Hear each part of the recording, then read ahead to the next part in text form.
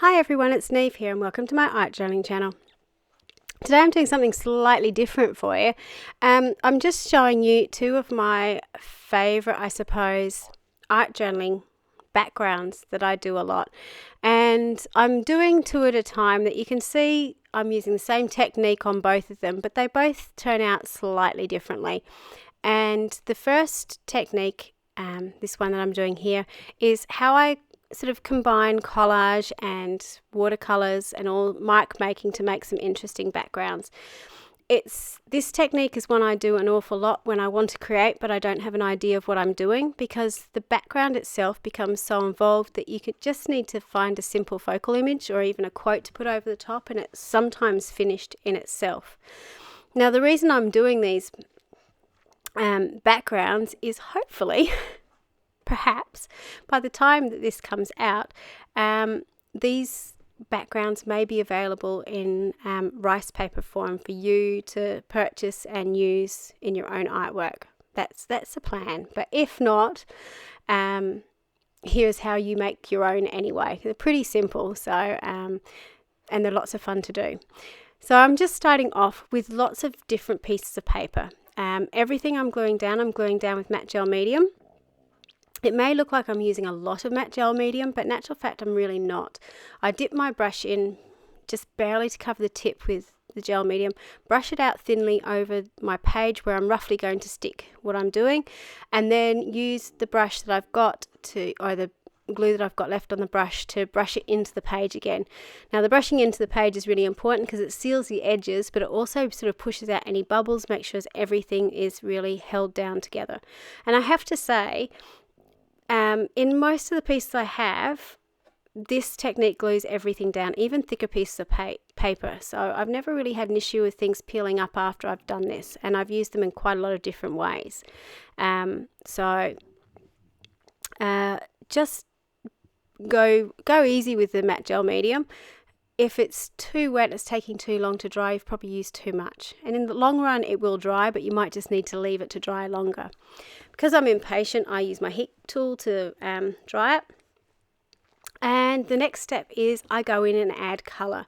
Now I use watercolours to do this. I don't know why, because I'm not really a watercolourist, but it's easy. And I've actually found, which is again really odd because it should water react, is I'm able to do stuff over the top of this, like put extra mark making over the top, and it's never really budged the watercolor. So that's been really handy. I'm not sure if it's because I use matte gel medium and that has a good ground in it and it means everything sort of stays put, but it works. Now if you didn't have access to watercolors, you could definitely use watered down acrylic paints to do the same.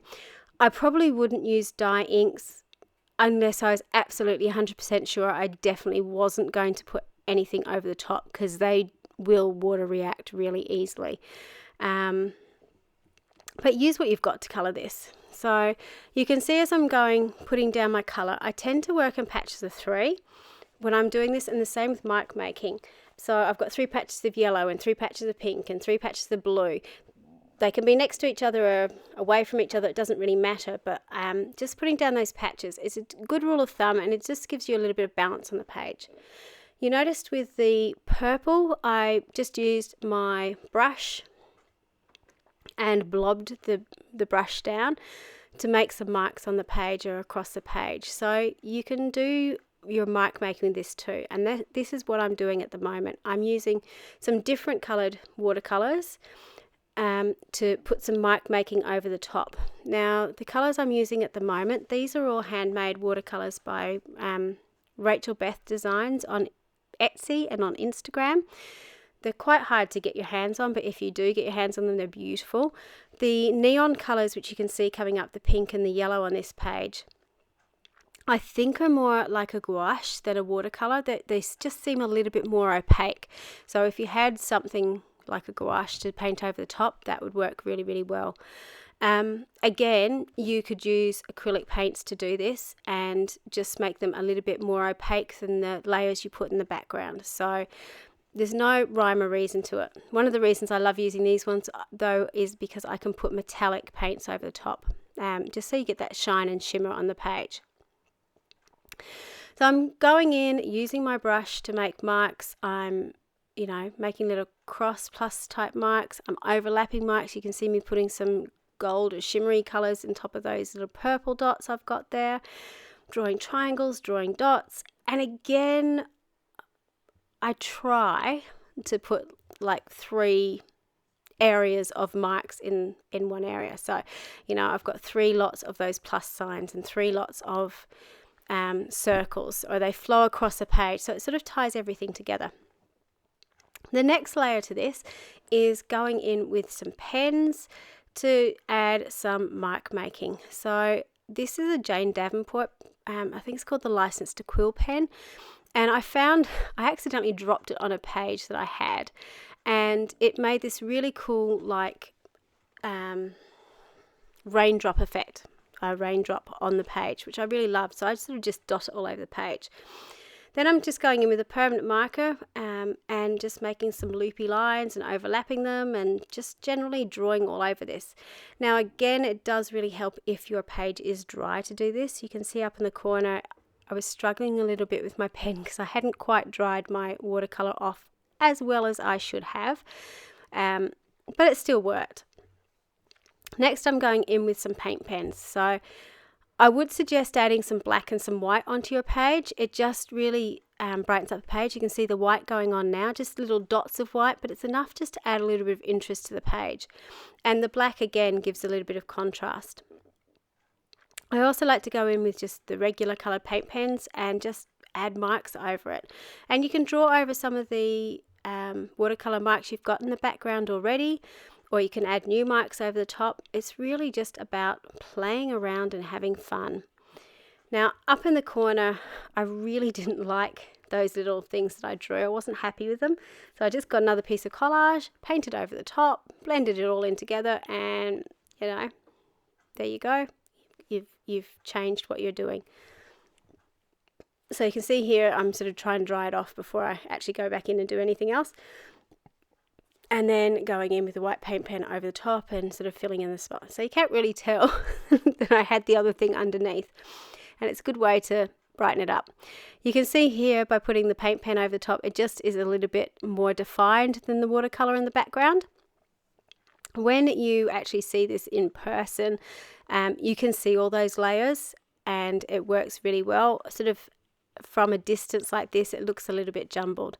But you have to remember, when you're doing things like this, you're probably not, sorry, I won't say you're not, you're probably not going to be using the whole piece. You're going to be tearing it up into pieces or using it as a body of a figure, or using it as a little bit of interest, or cutting it into a flower. You could die cut it. There's so many different things you could do with this. Doing pages like this onto a piece of cardboard are great ways of doing backgrounds for cards. So you could quite easily cut that into 4 and you've got a really cool background for a card. Put a die cut sentiment across the center of it, and really, really simple. And every card you sent out, while you've done the same technique on it, is going to be different and unique. So I think that's why I love it. You can sort of do the same thing, but you're always going to come up with something unique from it. So this is the second technique that I'm doing, and it's something I've been doing a lot recently. And it's basically just scraping acrylic paint over the surface of your paper, substrate, whatever you're working on. Now the secret to this one is that you need to dry off the layers as you go. The reason for that is if I scrape wet paint over wet paint, it's going to start to mix and my colours are going to start to muddy. If I dry off the layers, because acrylic paint is permanent, it is going to stay what it's supposed to be, and you're going to get really bright, vibrant colours on your page. So it's a really great way to make a multicolored background but still see all the colours and enjoy what's going on in the background. It, again, like the last piece, can look very busy and lots going on the page, but it's a good background that you can sort of put one focal image over the top of, or again, like I suggested with the last one, if you're a card maker or a scrapbooker, cut it into pieces and use it to back your work. You've got a really interesting piece that doesn't take too long to put together. So depending on the colours that you use will obviously give you the effect that you're going for. I love mixing it up and having warm colours, cool colours and so on over the top of each other.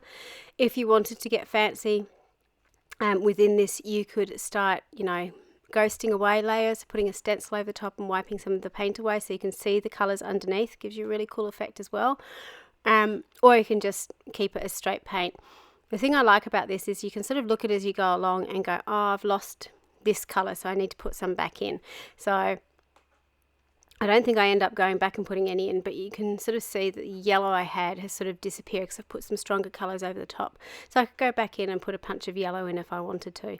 I really like that blue, so I'm going back in and just adding some blue over the top layer, so I've got that colour coming through again. So it really is being very intuitive and just looking at it and going, do I like this? What don't I like about it? What do I need to add to it so I like it again? And making sure that every layer that you have is dried in between. I use a heat tool because I'm really impatient. You could leave it to dry in between and then boost the colour afterwards. It's up to you. So with a lot of my artwork, you will have noticed probably, I really like using neon colours. Putting neons on things are kind of like boosting the colour on your Instagram or putting a filter over something. Neon paints are usually translucent, so they just boost the colours underneath. Now, these are the Amsterdam neon paints. They're all called Reflex in the Amsterdam range, so Reflex Rose, Reflex Orange, Reflex Green. Dilutions has just come out with a range of neon paints. I think they're called cocktail drinks. I can't remember. And quite a lot of places have neon paints, but they all have the same sort of property. They are all quite translucent, so they just boost the colour over the top. So once I've finished with my paint, I'm now going in with some stamp and mic making. And again, you can use any stamps. I just happened to use these stamps from ScrapFX because I had them sitting next to me. And I am using a permanent ink, so I'm using archival ink because once it's dry, it's there. And again, it's sitting next to me. It doesn't really matter what inks you use. Oh, sorry, I say that. It does help if you're doing this to use permanent ink, because if you use dye inks wouldn't really sit on top of this because it's acrylic paint, so it's got nothing to absorb into. Pigment inks you could use, but you'd have to heat set them, and again, I don't know how I'm going to use these pages, so if I wanted to put something water soluble over the top or glue it down or something, pigment inks may move, so just you're better to go with permanent ink.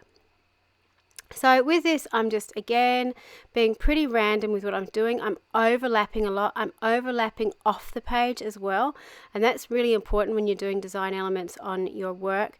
If you have sort of everything floating in the middle, it doesn't connect to the edges. So having those circles go off the edge, having those lines go off the edge makes a huge difference to how it balances out the piece. You can be as random with this as you want. I'm printing these stamps out a number of times. They're not perfect prints because I want a sort of grungy background look. Having a balance of black and white on your page is also pretty important. So for my sort of final layers, you'll notice I put in some black and some white just to balance up the page a little bit, and it just helps draw your eye around the page, I suppose, a little bit more. Gives your eye a path to travel. So you can see with those numbers, they're sort of curving around the page a little bit through those lines. So it leads your eye down through the page. Even on both sides, they've sort of done that. When I do it, I'm not thinking about that. I'm just doing. It's only when you sort of go back and look at it, you can kind of see that. And with most of us, we're pretty good at doing that. We work subconsciously, so we really don't know why it's working. We just do it. So trust yourself, and again, if you hate this at the end, cut it up into pieces. It makes great ACT cards. Once it's cut up into pieces, you won't tell the difference of the bits you like, you didn't like. So this is a great play technique to use. Hopefully when all these pieces are finished, the aim is they may possibly be turned into something that you guys can be using in the future, but I'm not going to give you too much information on that until it's actually known. So Thank you so much for watching. I hope you found these backgrounds really useful, and I hope that you can use them in your art journaling in the future as well. Till next time, bye for now.